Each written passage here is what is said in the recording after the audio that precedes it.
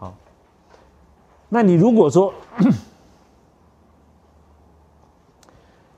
你加了半夏以后，半夏把那个胸膈的水排掉啦，半夏是止呕的，对不对？恶心，我们就半夏。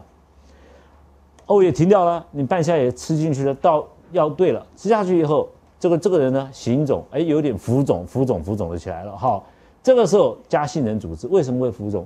因为他是本虚之人，原来就是虚的，肺的功能并没有完全恢复。这个时候，会有一种形肿的现象，肺的津液还不够。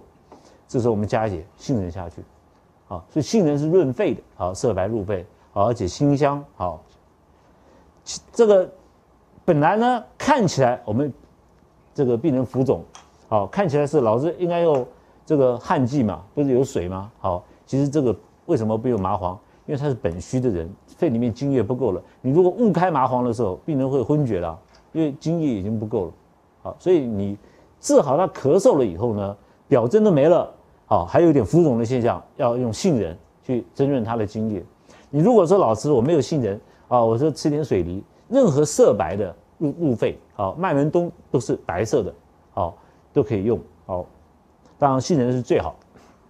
这个杏仁过去我们用在治疗肺结核的时候，杏仁的是立大功的，立大功的。所以你如果吃麻黄的话，因为这个人本来就是血虚的，麻黄呢再把它阳发出来，血会更虚，这是本虚之人。所以这里这个条辨呢，大家要注意，贫血血虚的人不可以用发表的药，不可以再发用麻黄。所以麻黄呢要小心，因为麻黄是阳药，发它麻黄是阳药。那后面就是宁肝五味姜辛半夏杏仁汤证，这个处方就是这样来的。